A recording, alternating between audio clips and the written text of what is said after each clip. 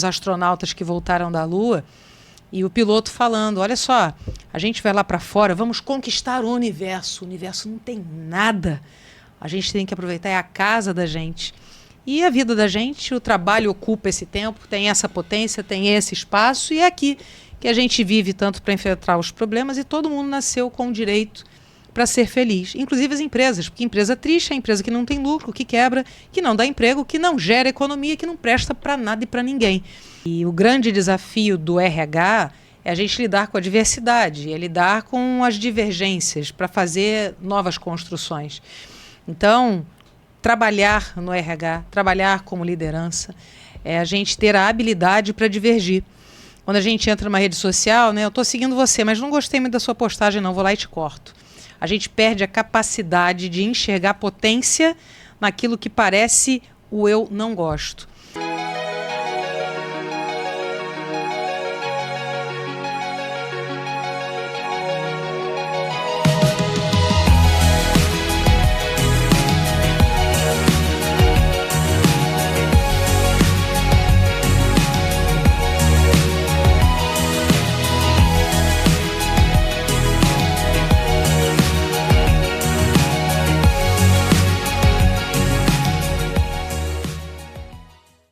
Bom, estamos nós com mais um RH Debate Podcast, hoje com mais um convidado excepcional. Temos aqui a Cristina Barros, que ela é especialista em ciência da felicidade, com certificação pela Universidade de Berkeley, na Califórnia, doutora em administração e pesquisadora em saúde do SESI-UFRJ. Sua atuação reúne bem-estar, gestão e saúde com foco em felicidade no trabalho, qualidade de vida e ambientes mais saudáveis e produtivos. Eu não vou ler tudo aqui, porque nós vamos levar um podcast para ler o currículo da Cristina. Vou deixar o Léo concluir aqui a apresentação. Bom dia, boa tarde, boa noite. Mais um RH Podcast no ar, segundo ano. A Cristina realmente dispensa a apresentação. Acho que o mais interessante, além dos 25 anos de experiência dela, é que ela une o rigor acadêmico, né, de Berkeley com a mão na massa na gestão de saúde. E para falar de um tema que para nós é muito interessante, que é a ciência da felicidade. Bom dia, Cristina, que bom ter você com a gente. Por favor, se apresente ao nosso público. Eu que agradeço, Léo, Paulo, toda a equipe aqui, obrigada a vocês. Só vou fazer uma correção, né? Eu parei de pintar o cabelo, até a minha assessoria reclamou, mas já não são 25 anos não, já são 31 anos. Puxa vida. Então o tempo voa e quem está assistindo aqui a gente, obrigada por estarem junto. E que bom que os assuntos vão crescendo sempre em espiral. A história mostra que a gente fala, ainda que dos mesmos temas, mas cada vez com outras camadas dentro da nossa realidade. É um prazer estar aqui falando desse tema tão importante para a vida da gente. Muito bem-vinda. Nós vamos começar. Você quer começar ou eu começo? Não, você começa, como Posso sempre. Começar Você é o provocador. Manda ver, desde que não seja o jogo do Fla-Flu que teve, tá tudo certo. Cristina, quebrando o mito, felicidade no trabalho é um conceito sério ou ainda é tratado como frescura corporativa? E onde está o maior equívoco hoje? Pois é, esse é o problema, porque quando a gente hoje vê o assunto felicidade, aparece bichinho fofinho, tudo frufru, todo mundo sorrindo o tempo todo. E acaba que isso faz com que o que deve ser sério vire balela, deboche, brincadeira, gozação. Porque não existe lugar que você seja 100% feliz o tempo todo, né? Nem em casa, nem no casamento, nem no em namoro, lugar, na vida, a vida não é felicidade o tempo todo. Quando a gente olha para o mundo do trabalho em especial, né, separar aqui, considerando tudo que você faz, Paulo, uma semana de trabalho sua, quantos % do tempo você vive para o trabalho? Você já parou para pensar alguma vez? Muito mais tempo do que eu vivo para o lazer. Muito mais tempo. A gente pensar no tempo que você dorme, o que é que te sobra acordado, pelo menos 70% do tempo da gente é no trabalho. Então, o trabalho ele é um lugar muito importante para a gente exercer todas as nossas relações e viver, inclusive, levando felicidade para casa, mas também devolvendo, né?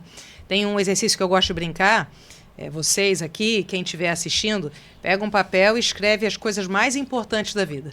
O que é mais importante na sua vida? O que é o fundamental, a tua essência, Paulo?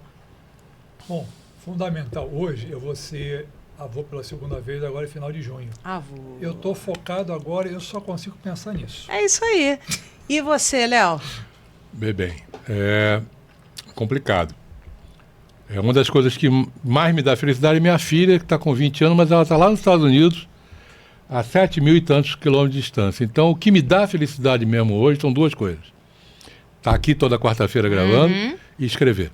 Mas olha, a sua filha, o seu neto, a família, os nossos amores, são sempre o primeiro lugar das coisas mais importantes. Sim. Mas não necessariamente ocupam o nosso maior tempo. Sua filha está, inclusive, muito distante daqui. Só que o que te ocupa no dia a dia, o que nos ocupa no dia a dia, é potência para você dar dignidade de poder comprar piscina de bolinhas para o seu neto, você poder pegar e comprar uma passagem para ver tua filha. É esse trabalho, essa vida de vocês, a realização de vocês, estar no podcast, escrever, que inspirou, que criou, que fez a família. Então, o trabalho ocupa um lugar de tempo da gente, mas não só tempo, ele é importante, ele é relevante, ele dá sustento, dá dignidade e também sustenta a nossa própria felicidade, né? Então, falar de felicidade no trabalho acaba se tornando balela, porque tem gente que acha que o trabalho não é mais para você cobrar das pessoas, você tem que ser doce, você não pode brigar com as pessoas. Veja, não falo de brigar, mas ainda bem que tomara que eu tenha embates no dia a dia. Não gostei, a luz não está legal, o microfone, peraí, não entregou direito, que eu possa rever, para que a gente sempre crie uma nova forma, que a gente crie um novo jeito de fazer, a partir daí a gente inventa. O problema desse tema no trabalho é que ou virou a balela, ou virou argumento para você explorar mais as pessoas e adoecer mais as pessoas. Então, esse é o ponto. A felicidade tem definição, sim. Eu estudei felicidade no mundo dos negócios numa tese de doutorado quantitativa. É claro que a definição de felicidade vem da filosofia, mas você estuda felicidade na economia, na administração, na psicologia positiva, você estuda felicidade no design do trabalho, né, do design físico do trabalho. O problema é que a gente trata tudo, muitas vezes, né, e de uma maneira superficial. A felicidade ganhou muito destaque porque depois da pandemia a gente passou a adoecer muito mais e até 2020, 2021, os transtornos da ansiedade e depressão, eles não eram nem o 10º lugar de afastamento do INSS. De 3 anos para cá, virou 3º, virou 2º, é o primeiro. Já ganhou as doenças do coração e da coluna. Então, isso se tornou um problema econômico gritante. Aí, você leva isso para dentro do ambiente de trabalho, atualiza a NR1 com riscos psicossociais e a felicidade passa a ser uma pauta, para além também de, desde 2012, ela está sendo medida como um ranking entre países e a ONU puxa a felicidade como uma verdadeira medida do progresso de uma nação.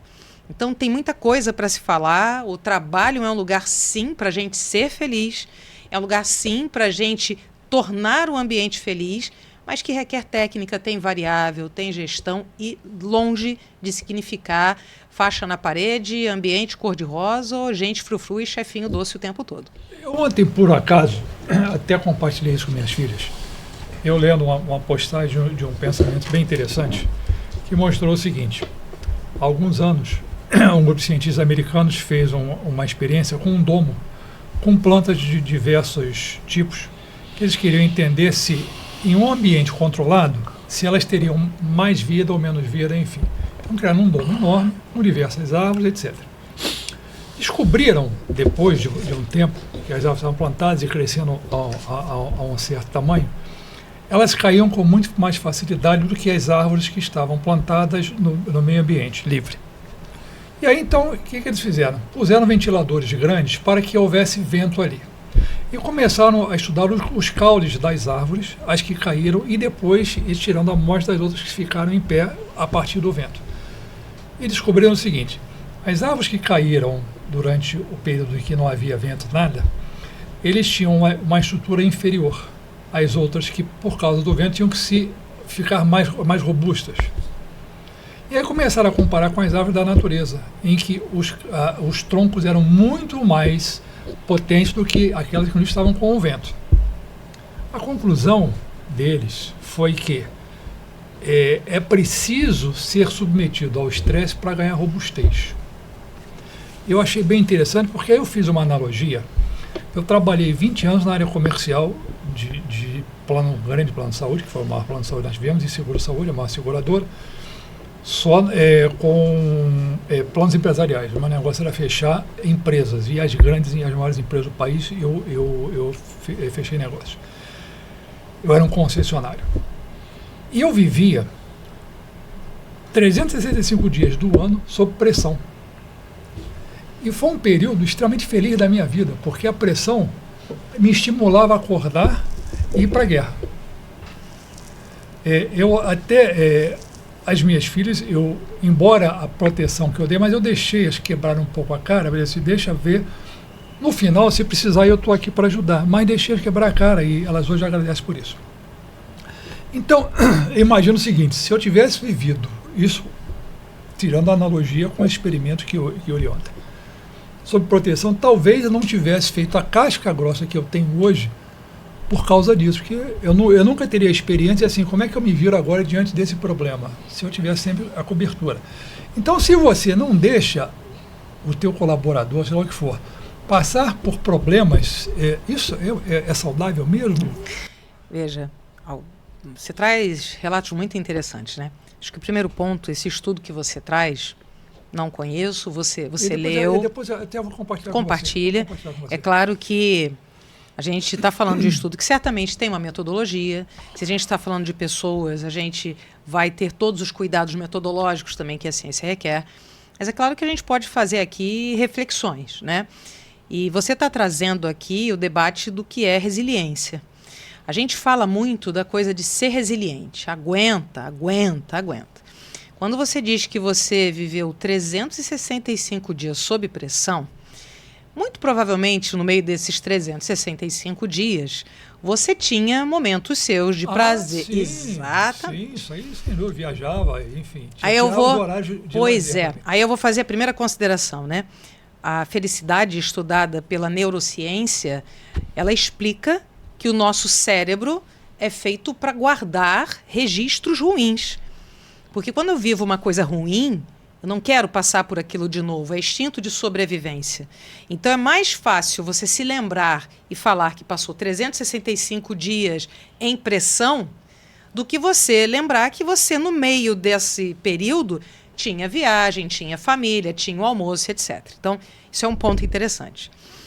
Ainda bem que você lembrou aqui que você também tinha viagens e coisas no meio, e sem dúvida nenhuma, o que nos faz exercitar tanto a capacidade física, né? Se eu vou para a academia, é a repetição dos exercícios e o aumento da carga que me proporciona musculatura. E a gente também tem uma musculatura, vamos dizer assim, emocional. E ela vem da carga que a gente se expõe. A questão é, você não chega na academia hoje para levantar 100 quilos. Você chega na academia hoje, você levanta 2, 4, 10, 20, até que tem um dia que você levanta 100. E entre esses exercícios, você tem o seu tempo de repouso, você tem a sua alimentação, que tem que conter proteína, que tem que conter carboidrato. Se a gente fala do aspecto mental, é a mesma coisa. Não é claro que eu preciso passar por pressão, por tristeza, por meta, por frustração. Eu preciso passar por isso tudo. O problema não é isso. O problema é eu me submeter a esta pressão de uma maneira contínua, sem ter o tempo de eu repousar e voltar à minha forma, né? Se eu entro para uma academia, eu estou fazendo academia, o meu compromisso não é virar Miss Universo, não é levantar 100 quilos. O meu compromisso é me sentir bem. Então, mas de repente, você, a equipe que está aqui, vai ter alguém que quer chegar aos 100 quilos. Então, você precisa viver o ambiente de trabalho com as suas tensões. Quando você fala de quebrar a cara, são termos que a gente usa. Ninguém quer quebrar a cara. E certamente suas filhas não quebraram a cara. Passaram por momentos difíceis. Mas, volta, é a conotação que a gente puxa para se defender. Então, viver um ambiente de trabalho é viver, sim, metas. O problema é que tem que ser metas claras. Você não pode ter uma meta inalcançável. Né? Então, você tem que ter alguma coisa, porque senão você frustra. Sim. Você vai botar lá para a tua equipe que você quer ser líder de mercado? É uma coisa. Você vai botar para a tua equipe que você quer ter 100% do mercado? Esquece. Ninguém vai ter 100% do mercado, até pelas regulações. Então, você precisa ter metas realistas, você tem que ter metas claras, você tem que ter desafios claros, iguais para toda a equipe. Quando você proporciona este ambiente, e aí você coloca a equipe para ir para o trabalho, mas você deu o treinamento, você deu o instrumento para venda, você botou para vender um produto, um bem ou serviço que é bom, Então, a pessoa está indo ali para vender e ela não tem que depois ir num pós-venda para ficar escutando que não valeu a pena. Então, ela ganha motivação porque ela tem estrutura, treinamento, um bom produto, uma boa condição. E se ela chega, de repente, num cliente que diz assim, poxa, eu até compraria se eu tivesse um day pass de um dia na academia. Voltou para você, cara, então eu vou botar. Olha que legal você ir transformando o seu produto, seu processo de venda, ou seja o que for, a partir da escuta de quem faz. Então, submeter, viver pressões é essencial, exatamente por isso, porque senão você infantiliza o que é felicidade. Você infantiliza a pessoa. E certamente hoje, se você tem um neto, a sua filha hoje já tem condição de criar porque ela foi criada por você, viveu essa situação, você deu sustento, mas você também permitiu que ela vivesse tensões e você estava ali no tempo para dar apoio. E é isso que as pessoas às vezes pensam, não, a felicidade eu tenho que ver relaxado o tempo todo. Negativo. Não tem nada que dê mais felicidade do que uma exaustão boa. Cara, trabalhei hoje, perdi a noção do tempo, estou exausta, mas valeu a pena. Trabalhei feito um cão, mas estou feliz. Estou feliz! Mas aí você vai descansar, vai ter o sono e repouso, vai celebrar. Você não vai só sentar ali a crítica porque não deu certo. Você vai celebrar porque deu certo, inclusive você vai celebrar o erro. Tem gente que hoje tem medo, não posso errar. Cara, não pode errar, esquece. Você, por ano, você tem milhões de pessoas morrendo. A cada minuto, a cada segundo no mundo, morrem 5 pessoas de erro médico. Estou falando da saúde, que é uma área que você não pode ter erro. Não, aqui ninguém erra. Esquece, está errando, só que não fala. Porque tem medo. Aí você perde a chance de fazer uma coisa melhor. Pega o post-it. A história do post-it. O cara foi fazer uma cola para papel que não deu certo. Que legal. Virou o post-it que todo mundo tem, porque é aquela cola que não atrapalha nada. Um erro que virou um grande de um negócio.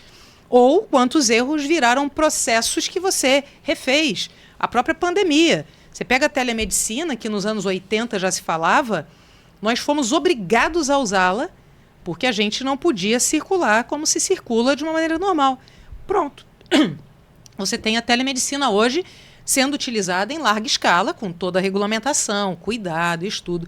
Então, o problema não é a pressão. O problema é exatamente a falta de pressão, porque você não dá autonomia, condição, retorno para a pessoa trabalhar com aquilo e permitir que ela tenha o tempo de repouso. E também tudo tem validade. Teve uma época da sua vida que você topava ver desse jeito. Hoje você quer um outro desafio, você se muda de cidade e não é fácil você escrever livro, não é fácil produzir um podcast. Cada um vai escolhendo o seu lugar de acordo com o seu tempo. E tem pressão aqui também.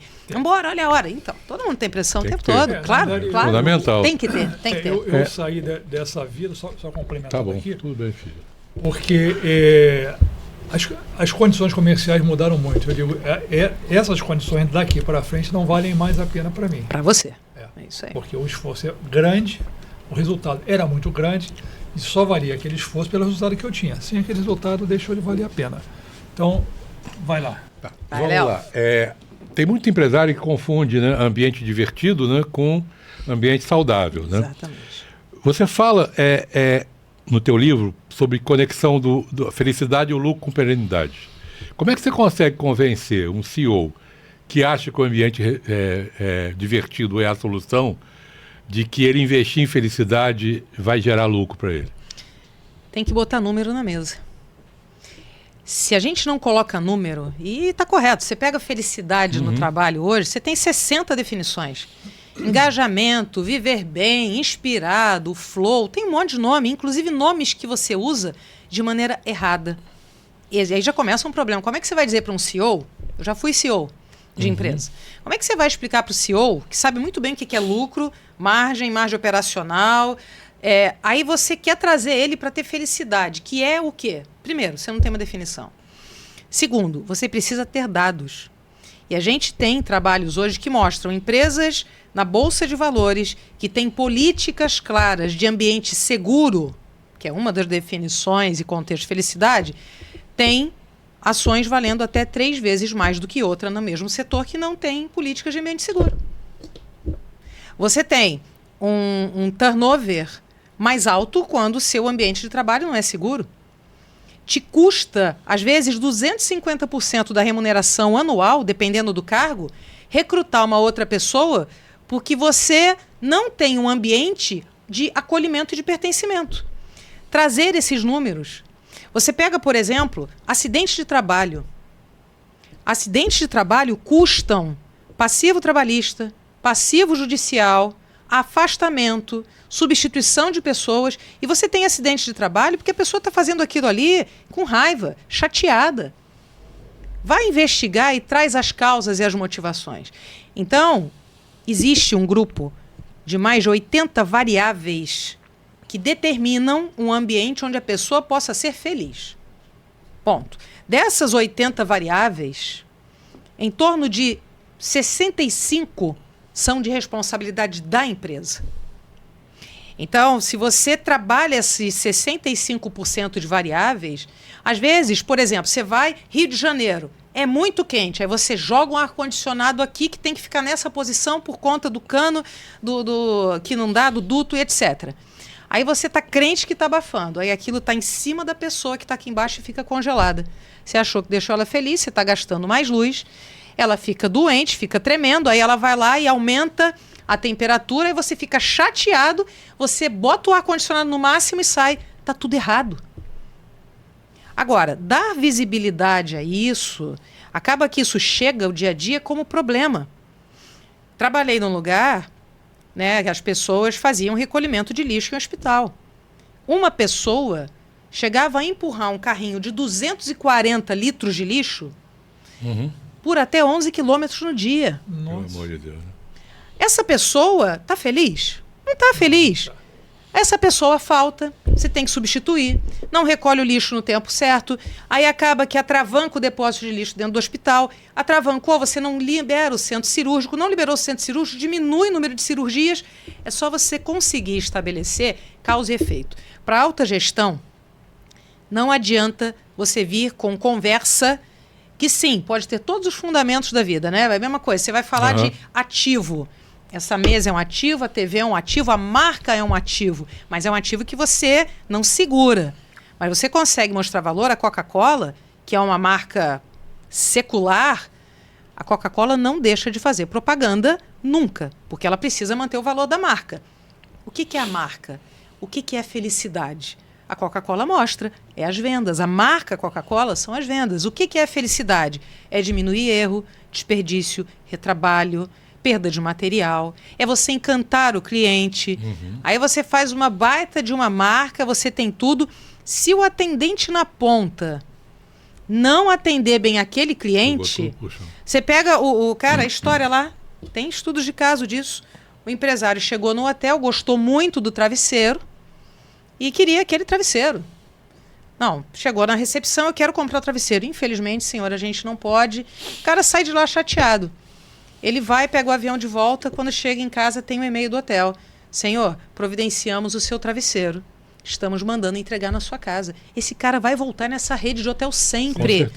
E quem fez isso foi um atendente lá na ponta. O hotel não tinha preparo para vender. A partir disso, o hotel passou a ter um armário com todos os travesseiros para venda. Mas o que encantou o cliente e o que fez surgir essa ideia de vender travesseiro foi um atendente que escutou, falou, puxa vida, ele foi tão legal comigo, eu não pude atendê-lo, mas eu vou dar um jeito. E deu um jeito de dar o travesseiro. Então, é quando você mostra para quem está trabalhando o propósito do trabalho, o propósito não era fazer o check-in e check-out no hotel.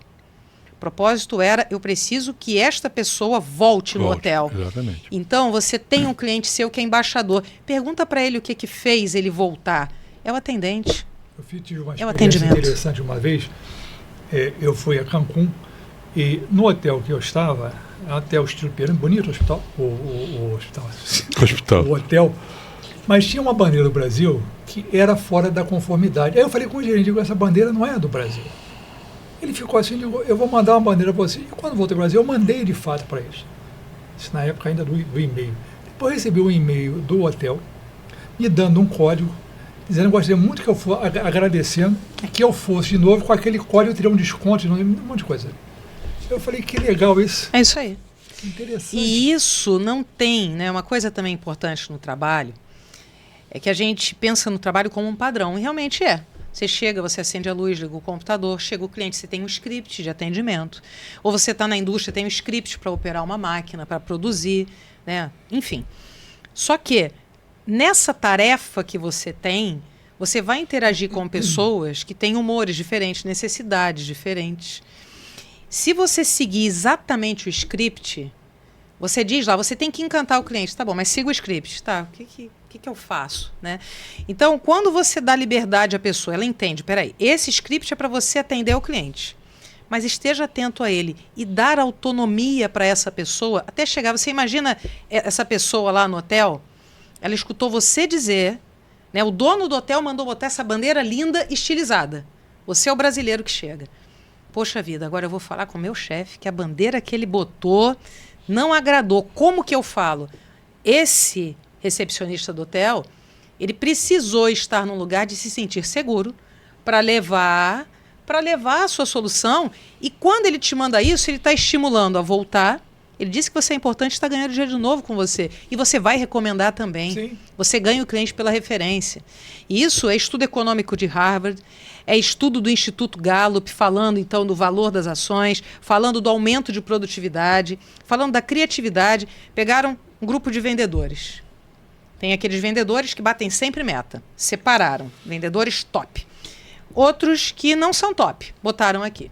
Pegaram os vendedores top e botaram numa sala e disseram, olha, a gente tem um produto, a gente sabe e contratou vocês porque vocês são maravilhosos, vocês são muito bons. Só que a gente tem um produto que é muito ruim, está encalhado, é muito difícil, então a gente nem está esperando que vocês vendam, mas a gente precisa cumprir o protocolo para mostrar para a indústria que a gente tentou. O que der, deu lucro. Foi essa a mensagem para esse grupo. Beleza. Pegaram esse mesmo produto e deram para o grupo de vendedores não tão bons.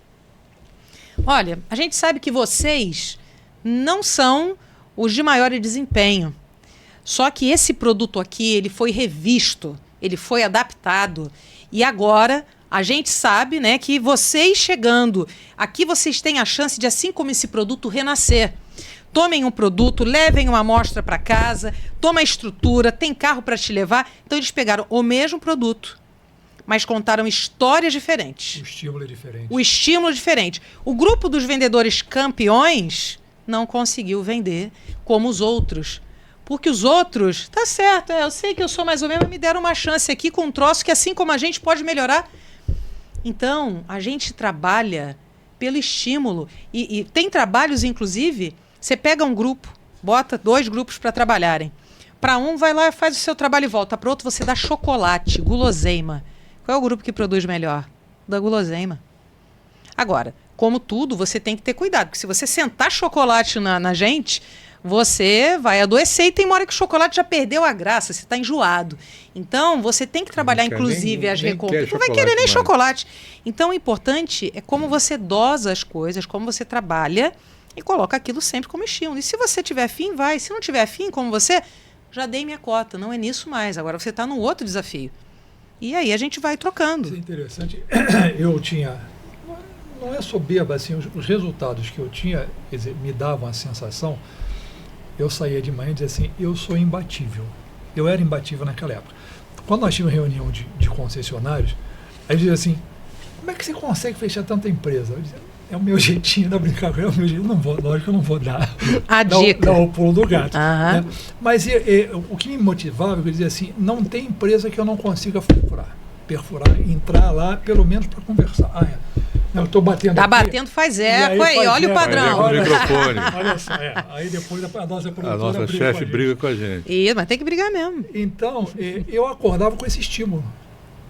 Né? E quando eu fui, eu te contei o negócio da casa e vídeo, não, né? Como é que eu te procurei? Não. Porque nós estávamos voltando de uma... Nós fechamos o primeiro contrato de seguro escolar do Brasil. Estávamos voltando de uma escola, ela em Caxias, se eu não me engano. E aí víamos no carro da companhia, aí vinha o motorista com o superintendente e atrás vinha eu com o diretor. Você sabe quem é. E aí, passando ali no Brasil, tinha um outdoor enorme, casa e vídeo. Aí ele falou assim para mim, essa aí nunca ninguém conseguiu fechar. Eu falei, você está me instigando. Aí ele falou, essa aí nem você fecha. Aí, Com base em que ele falou não, isso? não sei por quê. Provocar, já sabia qual é o estilo Provocando, do que eu tinha uma cara. Golden É Cross isso aí. que me atendia muito mal na época. inclusive. Mas aí, quando eu cheguei na minha base, eu tinha uma funcionária que trabalhava ligar para as empresas e tentar abrir uma entrevista. Eu digo, Casa e Vídeo, liga para lá.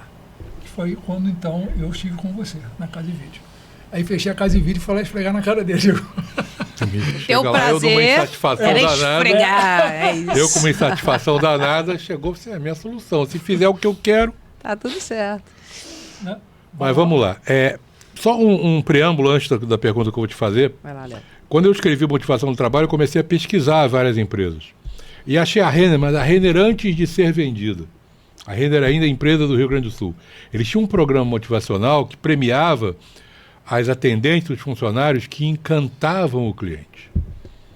Aquelas que faziam além da venda. Que de alguma forma vinha um resultado daquela cliente, um testemunho no site, em algum lugar, dizendo do encantamento que foi o atendimento por aquela. Eles eram premiados. Então, isso aí era a empresa que encantava os clientes. Né? A minha pergunta é a seguinte: qual é a diferença que a gente pode definir entre a felicidade como emoção e a felicidade como construção de vida e de trabalho? Excelente, Léo. Léo, tu leu meu livro, né? Ali. Ah. Quando a gente fala de felicidade, né, a primeira definição é de 500 anos antes de Cristo, Confúcio falando na filosofia. Alguns aspectos importantes que depois Harvard, como escola de negócios, traz. Harvard acompanhou 80 homens, literalmente homens, em Boston, sendo parte da universidade e parte da periferia, desfavorecida economicamente, né?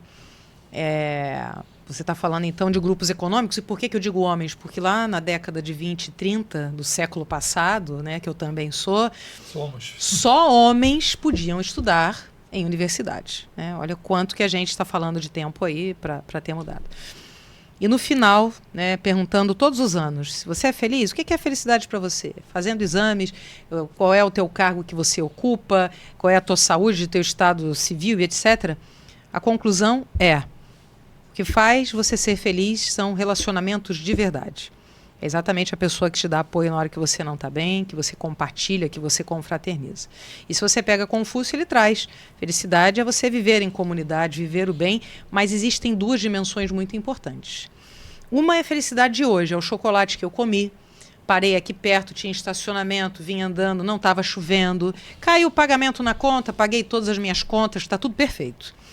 Mas pode ser que amanhã eu fique doente, tenho uma perda de alguém, né? A morte é alguma coisa que é inevitável no nosso círculo, na nossa vida, é imprevisível. Pode ser que eu seja demitida, pode ser que eu bata com um carro. Então, você vai viver no dia a dia uma dimensão da felicidade que a gente chama da felicidade hedônica. Ela é hoje. Eu até para gravar hedônica com H do hoje, pronto. É felicidade agora. Ela vem do prazer que você tem nesse momento, essa água está fresquinha, está geladinha, ou do chocolate. O grande ponto é que se eu colocar minha felicidade toda na conta desse dia a dia, no dia que eu estiver triste, meu mundo acabou. E existe a outra dimensão, que é a felicidade eudaimônica, é ao longo do tempo, é o balanço da vida, é o saldo. Então, nesses 365 dias que você passou trabalhando loucamente, você certamente viveu dias de bater sua meta e dias que você não chegou na sua meta. Você tomou não também em alguns momentos. Só que quando você chegou para fazer o balanço das vendas positivo e o balanço da sua vida também. E o trabalho é exatamente essa construção. Esses estímulos, né? Você viver no dia a dia essa felicidade hedônica, isso é muito importante você celebrar, dar sentido. O momento do cafezinho, eu cheguei aqui e vocês me ofereceram café e tinha lá... Da fazenda. Então aquilo ali é um momento de felicidade que está contextualizado. O momento do cafezinho da empresa, tem muito lugar que tira, é proibido. Cara, isso é uma estupidez. Porque o momento do cafezinho é a hora que as pessoas esticam as pernas, abrem o pulmão e por alguns minutos elas vão tomar café com outro. Putz, hoje eu peguei um cliente assim, assado. E eu também, mas eu já resolvi. Essa pessoa que chegou com um problema, trocou com outra, que deu uma dica, ela volta diferente. O cafezinho é muito mais do que o café. A comida, preparar a comida, isso é muito mais. Agora, você precisa não só no dia a dia ter o cafezinho, mas no final do mês ter o momento de reflexão. Fechei, bati, produzi, entreguei, ter a sua reflexão para dar sentido ao momento não tão bom, ao momento bom e construir, então, esse sentido, essa outra dimensão, que é a felicidade eudaimônica. E que na empresa, isso se traduz exatamente de você poder celebrar um período, comemorar um projeto. Você tem marcos no dia a dia. Cara, bateu hoje, vai lá, toca o sino, mas volta para trabalhar. Volta para trabalhar. Agora, quando você fechar o teu projeto, confraternizar, colocar e também valorizar os erros e comunicar direito, né? Porque eu também posso chegar para você, Léo, é o seguinte, olha, estou te chamando aqui, você bateu suas metas, realmente você é um cara fraco, você não tem condição nenhuma de trabalhar, eu tive que te chamar a tua atenção 500 vezes, mas você conseguiu. Cara, aí, bati na mesa. Né? Ah, destruí o teu elogio. Paulo, é o seguinte, Paulo, você foi perfeito. Você, apesar de não ter chegado no topo, mas você representou a nossa marca, o nosso valor. Ele vendeu mais, mas eu acabei com ele. Você vendeu menos, mas eu te estimulei. Então, olha, por exemplo, um aspecto importantíssimo que é o da comunicação e da escuta, que pode destruir todo um trabalho. E eu tenho que saber chamar você tanto para dar notícia boa, quanto para dar notícia ruim. Aí, por exemplo, o lugar que eu trabalho agora foi reconhecido com o selo Great Place to Work. Beleza, eu fui comemorar. Cheguei no outro hospital do grupo e a liderança, ao invés de estar comemorando, estava lamentando porque ficou 1 ponto percentual a menos do que o outro. Agora não é hora desse lamento. Agora é hora de celebrar. Sim. Então você saber fazer essas ponderações, curtir cada momento, para que você possa viver, aproveitar essa felicidade, mas trazer na construção o balanço, o saldo. Isso vale para o trabalho, isso vale para a vida. Então os ciclos, os marcos são diários, mas os ciclos, eles são muito importantes para que você possa consolidar e realizar as transformações e manter as pessoas prontas para o que vem, porque o mundo muda, as condições de venda mudaram e tem gente seguindo e fazendo um trabalho tão bom quanto você inspirou, Paulo. Agora, nesse caso aí, eu, nessa minha época, eu não era afilhado de ninguém, eu não era indicado de ninguém. Eu cheguei por uma indicação de fora e assim, vamos ver se funciona, e funcionei.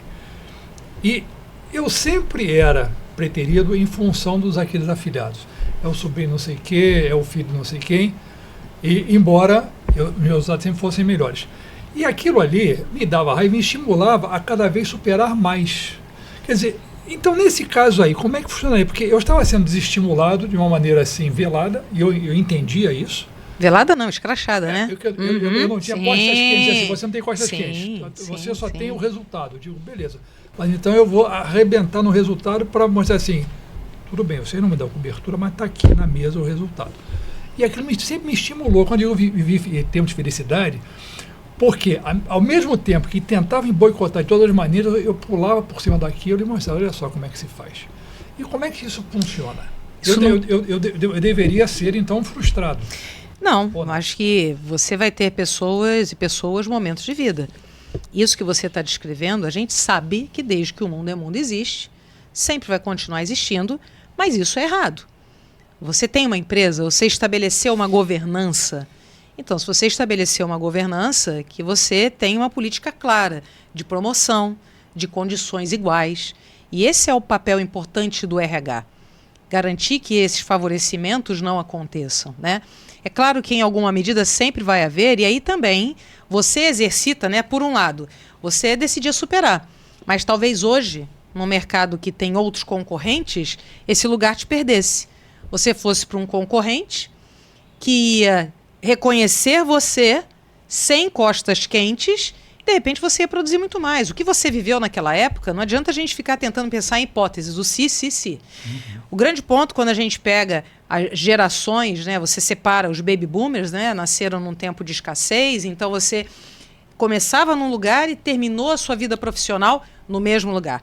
Quando você pega os millennials, são pessoas exatamente que olham para isso. E hoje, você, através das redes sociais, isso se torna, inclusive, o que a gente chama de marca empregadora. Você entra na rede social, você começa a escutar depoimento de gente falando esse tipo de situação de um lugar, você perde pessoas. As empresas hoje precisam se preocupar com isso, porque, sem dúvida nenhuma, volto, né, às vezes a gente fala daquelas pessoas, né, é o filho do... Né, tem até um nome que a Fernanda Torres falou em relação à mãe, está me faltando aqui o nome, de repente o pessoal aqui da produção lembra alguma coisa. É claro que isso pode abrir um caminho para você, mas também tem um outro lado. Se você trabalha sério e vem indicado por alguém, aquilo até aumenta a sua responsabilidade. Né? Você já fica sendo mais cobrado com menos tolerância ao erro. Por isso a importância de você, dentro de uma empresa, ter políticas sérias, públicas, e você ter um RH que tenha autonomia para zelar por isso. E isso hoje, você cada vez mais no mundo de transparência, você vai fazendo isso ser um diferencial para você engajar pessoas. Então as empresas hoje precisam olhar para isso de um jeito diferente. Mas talvez para você aquilo servir com estímulo. Cabia a empresa, não, está valendo a pena ainda, mas daqui a pouco podia te perder. Eu fui para Cancún porque tinha nós tínhamos uma concorrência anual entre os concessionários. Então eu tinha viagem para Cancún, não sei o quê. E como eu trabalhava em empresa, então eu fechei uma empresa de 60 e poucos mil vidas. Você está vendendo um a um. Eu arrebentava muito isso. E aí, nessa época dessa viagem, resolveram mudar no final o critério, então não valia mais o contrato de empresa. Para bolas, eu que devo. Aí foram, eu não fui, digo, então eu vou do meu bolso, já que é assim, eu vou do meu bolso. Eu acho que muito tem a ver, que é uma relação de empresa com empresa, né? Concessionária com empresa. Então você o tipo de negócio, a garra B2B, da tua B2C. empresa fazia você superar aquilo que eles botavam de obstáculo para você. A gente geralmente fala que as pessoas pedem demissão não de empresas, mas de chefes. Como é que um chefe infeliz, né, um chefe, consegue, pode ou não pode atrapalhar uma relação de felicidade que essa empresa está tentando incutir dentro dela? Léo, essa sua fala ela é muito importante porque, sim, a gente muitas vezes não sai por conta da empresa, pelo chefe. Mas isso tem se transformado. Porque se esse chefe infeliz está lá, a empresa está deixando. Então, você já começa hoje a ter um olhar de que se esse chefe está lá, desculpa, é a empresa que é assim. E aí você começa a ter, por exemplo, boicotes, às vezes, a empresas, a marcas, né?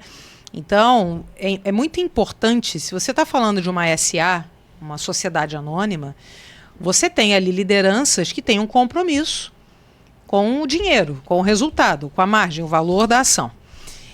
E aí quando eu pego, por exemplo, esse estudo do Gallup que mostra maior valorização quando eu tenho uma empresa com políticas claras, cabe a esse conselho de administração analisar isso criticamente e entender que essa liderança não está mais cabendo. Então, sim, a gente sai porque as pessoas traduzem e refletem o que a empresa acredita como cultura. Mas a gente já começa a refletir hoje para não culpabilizar a pessoa. Porque eu vou errar. E eu, inclusive, como chefe, é óbvio, né? Você pega o chefe, o que é? No organograma é quem responde por. Tem a responsabilidade. Ser chefe não é fácil. Mas essa pessoa, para responder por, ela tem que ter um mínimo de condição e também tem que ter reconhecido o momento que ela não foi bem. Ela tem que ter essa segurança. Inclusive para eu passar para a minha equipe que eu não vou segurar tudo o tempo todo. Quando você tem um chefe, uma chefe que quer ser o homem, super-homem, ou a mulher maravilha, você está perdendo a chance de trazer a equipe para estar com você, para sustentar e para ter sangue nos olhos, para todo mundo estar junto uns pelos outros. É lugar que fala aí do um por todos e todos por um. Exatamente porque você permite que o chefe também coloque a sua humanidade. Então, as empresas precisam, mas esse assunto é muito novo, né? Se a gente pega a felicidade como ciência, foi de 2012 para cá que dispararam os trabalhos acadêmicos exatamente pela declaração da Assembleia Geral das Nações Unidas. Então tem muita coisa ainda para se estudar, mas do ponto de vista quantitativo, do ponto de vista do lucro, quando a gente fala em ESG, né, os preceitos de sustentabilidade ambiental e de governança, a gente precisa falar que a sustentabilidade está nas pessoas, não adoecidas.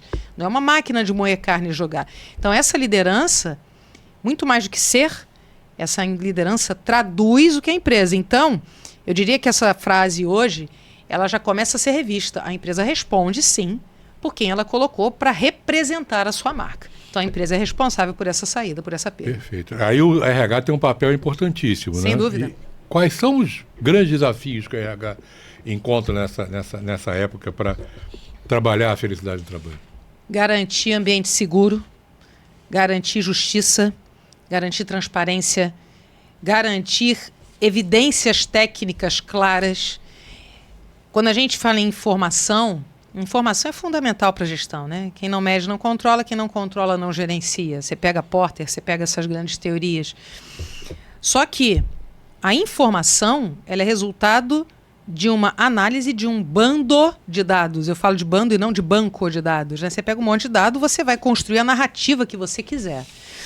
Cabe ao RH fazer a interpretação dessa leitura, desses dados, independente de quem seja a chefia ou a pessoa, mas olhando para a missão da empresa. Então, quanto mais imparcial for o RH, tanto para trazer as falhas, quanto para trazer também os reconhecimentos, mais ele está executando o papel. Eu diria que hoje o RH, quando a gente pega, né, a teoria de Hesketh, 94, cadeia serviço-lucro, você tem um bom ambiente interno, você encanta o cliente, esse cliente se torna embaixador, aumenta a tua lucratividade, aumenta a fidelidade do cliente. Quando você pega nessa teoria, essa teoria diz que um profissional satisfeito, ele fica retido. Eu não quero reter ninguém, retenção é refém. Eu quero ter uma pessoa que acredite no sentido do trabalho dela, que venha, que produza e que queira. E esse é o papel do RH. É conseguir dar essa escuta, contratar pessoas que tenham identidade com aquele lugar. E eu digo hoje, principalmente, o senso de justiça. No mundo de tanta rede social, de tanta transparência, você ser coerente entre os valores que você preconiza na empresa e o que você executa. Você ter essa coerência, você não ser hipócrita na sua missão, na sua visão. Aqui todo mundo é feliz. Você chega lá, todo mundo sorria. Esse é o pior lugar para se trabalhar. Então, o papel do RH é trabalhar a partir de evidências da produção, do desenvolvimento das pessoas e da felicidade. A felicidade tem métrica. Eu posso estabelecer aqui. Essa felicidade pode ser usada como ferramenta de resultado ou corre o risco de virar manipulação? Exatamente. Tem uma frase que eu gosto, a gente antes estava falando algo assim. A diferença entre tudo está na dose. Um remédio em excesso se torna veneno. Remédio na dose certa, ele cura. Se você pega a felicidade, né, e você vai e pergunta para as pessoas, de 0 a 10, quanto você está feliz hoje? Chega no final da avaliação do ciclo do projeto, e aí, de 0 a 10, o quanto que esse projeto te deixou feliz? E identifica as variáveis. Foi o design do trabalho, foi o teu suporte, foi a tua autonomia, foi a tua segurança, foi a tua remuneração. A remuneração fixa está dentro do mercado, não é pagar mais. É você pagar o que é justo, é você ter uma remuneração variável que seja executada, que você não fique inventando moda para manipular, para a pessoa não receber. Se você utiliza isso de uma maneira sistematizada e séria, a felicidade se torna, sim, um instrumento para aumentar o crescimento e a lucratividade da empresa. Se você usa isso para você atochar as pessoas, bate-meta, você é capaz, você não quebra, você vai matar as pessoas, você está sendo incoerente com os princípios do que é felicidade, e aí ela se torna engodo. E esse é o grande problema. É você querer pintar tudo de cor-de-rosa, e aí você chega, tem trabalho escravo em determinada empresa, e aí é o boicote da sociedade que não compra naquela empresa porque tem trabalho escravo. Olha a coerência que a gente tem que falar. Então depende da seriedade e da transparência que você dá a isso. Você tem uma experiência grande dentro da área de saúde, né? Em grandes hospitais principalmente. Como é que você avalia o limite entre a pressão por resultado e o adoecimento mental? Existe produtividade real sem saúde? O hospital é um lugar pelo qual eu sou apaixonada, né? Eu vivi, cresci, hoje eu dirijo um hospital. É um lugar muito complexo, porque se você ficar satisfeito, né? Você internou lá, você falou da sua história aí que você teve um infarto. Pô, volte toda semana por um infarto novo. Cara, por mais que você tenha gostado do hospital, você não vai querer essa experiência. Pô, tu operou a vesícula? Vem toda semana. Já tirou a vesícula, agora vem tirar outra coisa, porque não tem nem outra vesícula para tirar. Uma coisa que me fez estudar felicidade na administração, e usando a saúde como fundo, é porque quem chega na saúde precisa de cuidado. Se você precisa de cuidado, eu não posso cuidar de você se eu estiver doente. E muitas vezes as pessoas que estão trabalhando, inclusive no hospital, tem estudos, trabalhos aí que mostram que até 65% dos profissionais de saúde estão infelizes e querem sair da carreira de saúde. Você imagina se você chega numa emergência, uma dor no peito, e aí antes você pergunta, peraí, doutor, enfermeiro, recepcionista, vocês estão bem? Não, eu tô louco para ir embora, não suporto esse lugar. Como é que você vai chegar para ser atendido, para entregar a tua vida? Então, a gente, quando fala em felicidade, né, pegar um neurocirurgião, uma enfermeira que tem que realizar um procedimento, pegar um piloto de avião de caça, pegar um artista, né? Todo trabalho é tenso, todo trabalho tem complexidades e tensões. Nenhum trabalho é fácil. Michael Jackson, um grande nome, o cara acabou com a vida dele. Rico, talentoso, disruptivo, infeliz. Mas o trabalho dele acabou ganhando um outro peso. Então, independente do negócio, a saúde não tem recall. Eu não posso chamar de novo, morreu, volta aqui, meu amigo. Não existe recall. Atrasou o voo, eu posso te dar uma outra passagem para você experimentar. Se o avião caiu, lascou-se. Por isso que a indústria da aviação é uma indústria tão complexa quanto a saúde, porque é 24 horas no ar e literalmente lida com a vida. Só que a gente está lidando com um lugar onde aqui, quando eu tenho um erro, nossa, o piloto salvou, conseguiu, você vai, muda o desenho do avião, manual de instrução, bacana. Na saúde você esconde o erro e continua gente morrendo, ali eu batendo na mesa, continua gente morrendo por aquele erro. Daqui a pouco vão bater aqui em mim, ó, vai que voa aqui o microfone. Então, não está aqui hoje. Não está aqui hoje? Poxa, então tudo bem. Então, independente do negócio, todo trabalho tem suas tensões. Sem dúvida nenhuma, a saúde e todo trabalho, eu dou aula também para executivos em todo o Brasil, e um dos exercícios que eu dou sobre operações, vai visitar os bastidores. Sabe aquele lugar que você nunca foi? Vai lá no almoxarifado, no depósito, vai na lixeira, vai naquele canto que você nunca foi, que você só reclama quando falha. Tá tudo limpo, mas você não está vendo a estrutura da limpeza. E quando você passa a ver isso, você descobre que não é só o seu trabalho que importa ou que é complexo. E com isso você dá voz, dá visibilidade, você faz as pessoas de todos os trabalhos se sentirem importantes. E é exatamente esse o segredo de você ter uma boa entrega, é que todo mundo se sinta parte de uma realização, independente da função. Só dá valor para o lixeiro quando tem greve dos garis. Exatamente. E aí tem um cientista, ele fez o mestrado, o doutorado na USP, Fernando Braga. Durante alguns anos, uma vez por semana, ele colocava roupa de gari e ficava limpando os pátios da USP. Nunca ninguém, nenhum professor, nenhum colega de turma reconheceu ele quando ele era gari. Porque este uniforme, nesta função, tirava a personalidade dele. Eu achei engraçado, você estava falando, eu trabalhei no MDX por muito tempo. E do lado do MDX, um posto de gasolina. E ali tinha o Severino, literalmente Severino. Era o único que abastecia meu carro, que lavava meu carro, Severino. Trabalhei lá 8 anos, Severino. Aí outro dia eu peguei o aterro do Flamengo, parei naquele posto, o último que tem ali, quando você sai da Urca, antes de entrar. Aí vem abastecer meu carro, eu assim, moço, aí, Dona Cristina Severino. Severino pediu para tirar uma foto comigo. Eu sabia o nome do Severino. Legal. Não custa, e isso são coisas tão pequenas. Aí você vai e produz um workshop, brinde e tal. Olha no olho de quem está te servindo. Você já experimentou olhar para a cara do ascensorista, do porteiro, né? Aquela coisa que a gente acaba conversando com o porteiro de casa. Experimenta agradecer pro gari que está ali te atendendo. Isso, né? O sorriso. Me esqueci o primeiro nome, que ele saía lá no Sambódromo, né? Sim, aquele não sei, isso. Não sei se era Renato Sorriso, alguma coisa assim. Eu lembro só do Sorriso, não cara, lembro o primeiro nome dele. O cara virou uma marca do Rio de Janeiro. Sim. Né? Porque ele fazia... Sorriso. Reimome e Sorriso. Exato. Virou marca.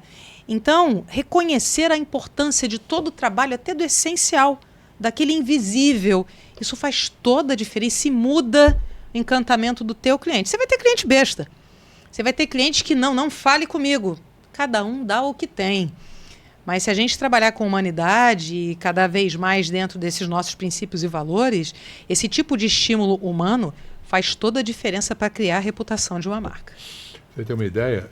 Eu trabalhei na Casa e Vídeo na época passada da Casa e Vídeo, a grande expansão dela.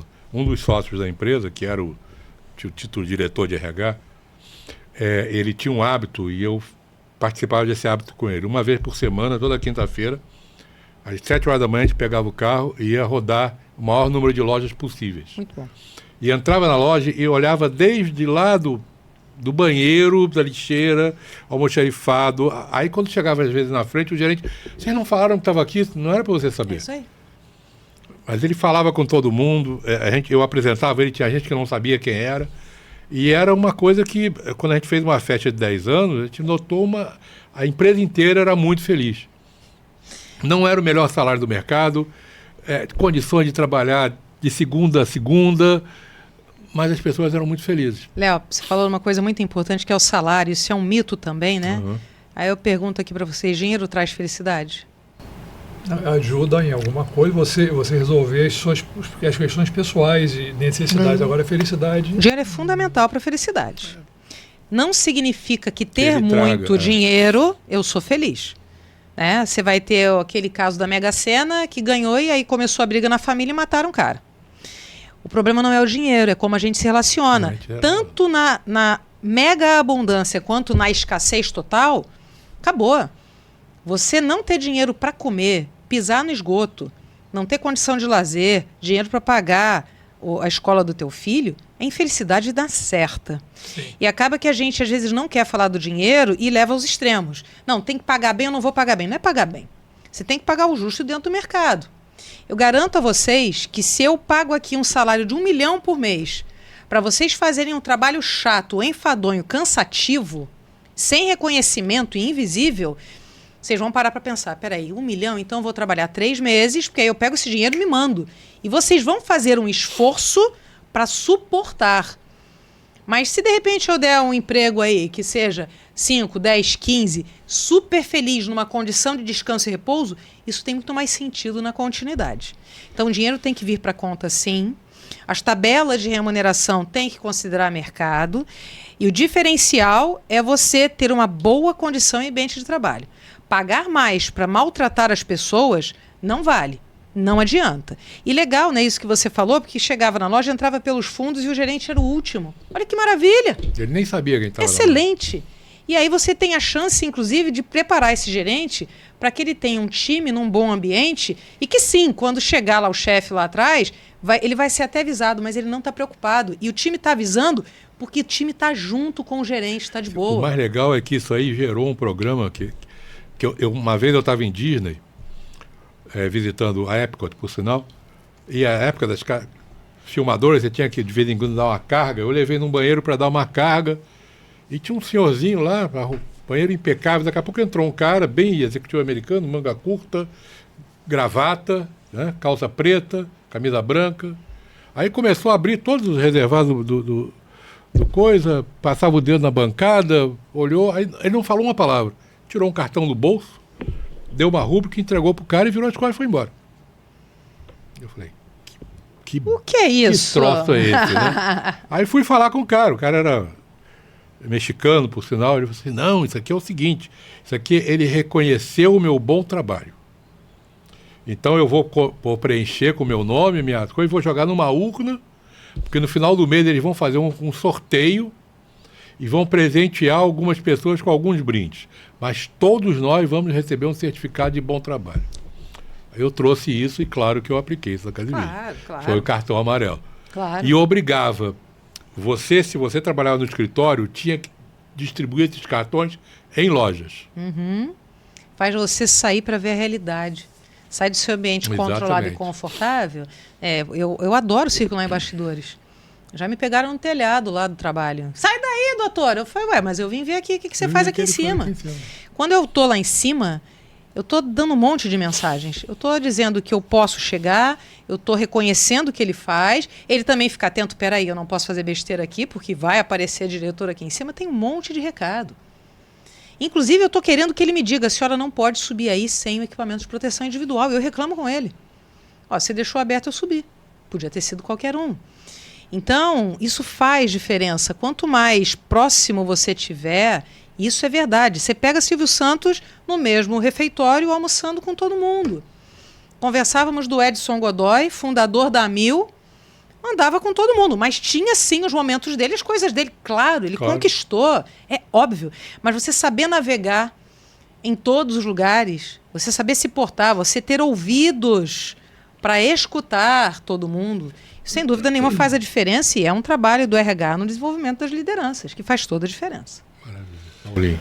A prática e implementação dessas atividades de felicidade, que não são óbvias, né?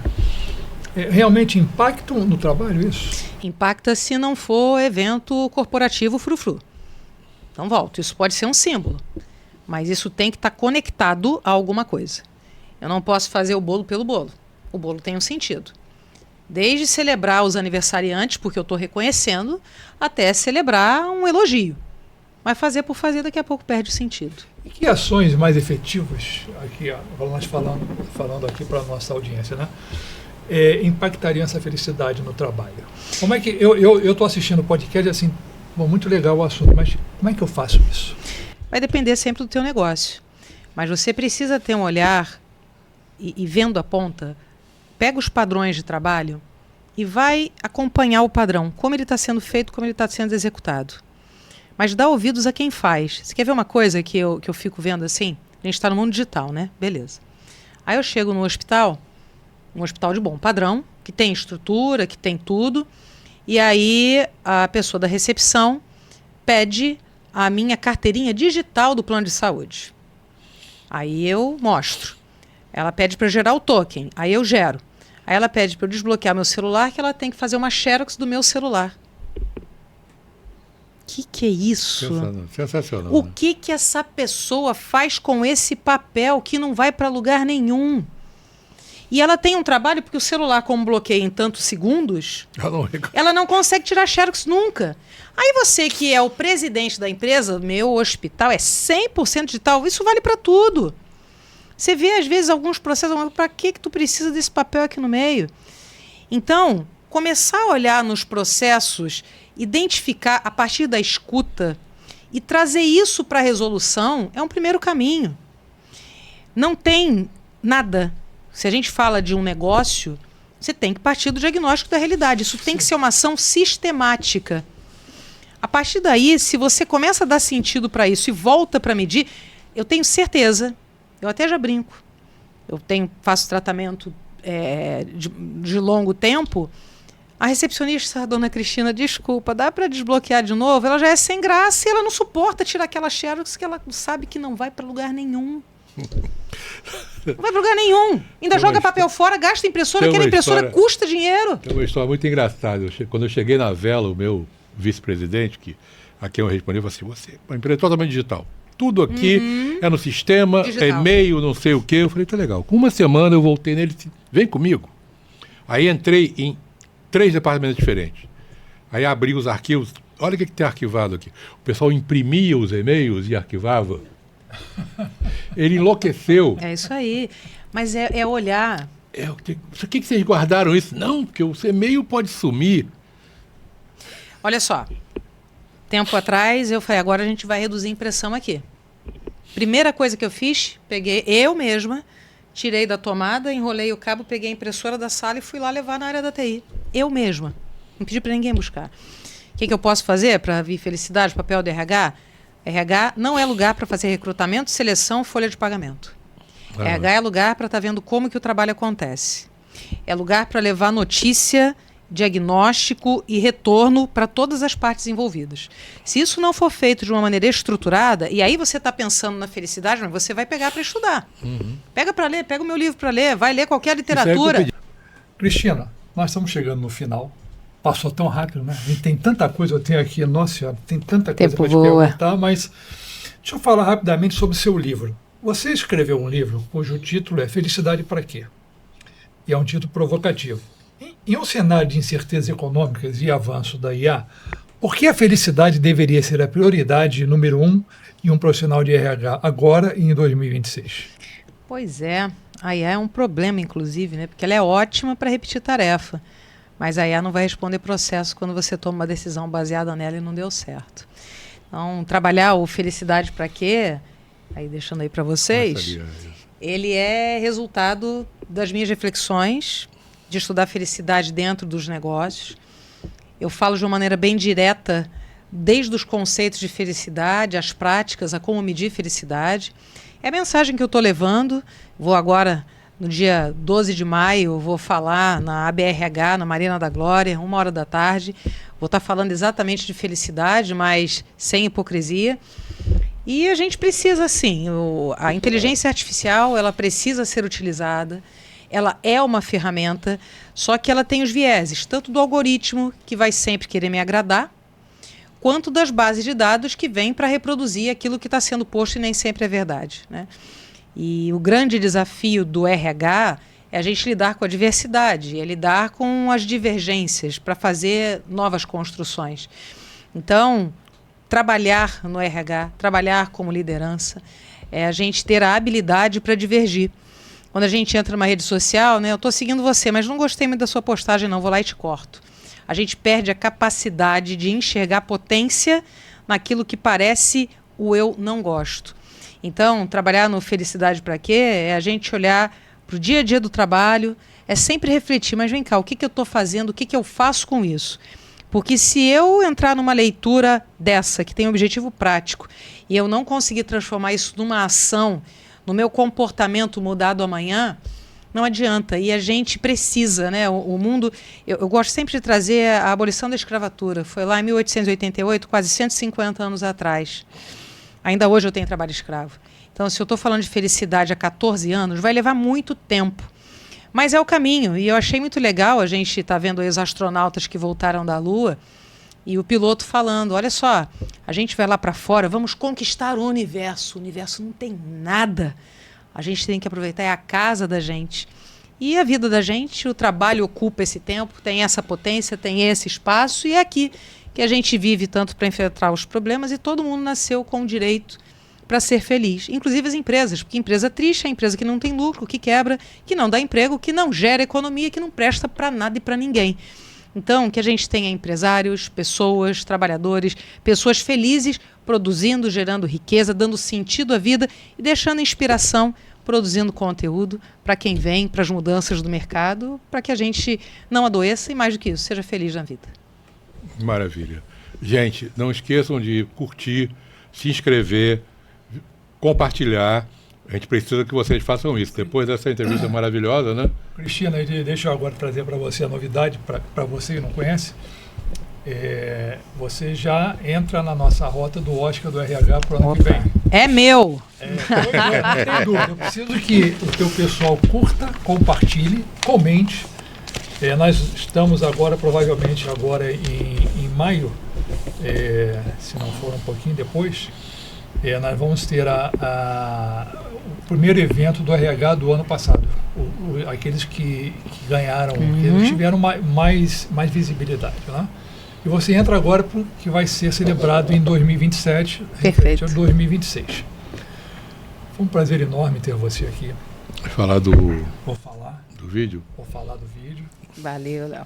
Maravilha, querida. A bancada aqui está à sua disposição. Muito obrigada. Se tiver tempo, nós temos muito mais para conversar. Eu estou cheio de coisas aqui, de curiosidade para falar com você, que não deu tempo. Capítulo 2. Então faremos o capítulo 2. Vai ter autógrafo na BRH? Dia da BRH, com certeza, lá no stand. E no dia 28... Deixa eu até pegar lá? A câmera aqui, pegar... Tá? Olha aqui. Dia 28. E dia 28 agora de abril, na livraria da Janela, no Shopping da Gávea, também às 7h da noite. Vou estar lá distribuindo autógrafo, abraçando pessoas. Maravilha. Estou muito feliz. É muito bom. E além de agradecer aqui a vocês, a minha equipe, a Kelly Beltrão que está aqui, que me acompanha há 7 anos, tem que me aturar por muito mais. A Alessandra que chegou aqui, me recebeu super bem, a tua equipe que está lá fora. Muito obrigada aí pelo trabalho de todos. A gente faz a diferença com um espaço assim. Muito obrigada. Cristina, muito obrigado. Obrigada, pessoal. RH Debates Podcast. Liderança, trabalho e comportamento humano. Inscreva-se para acompanhar.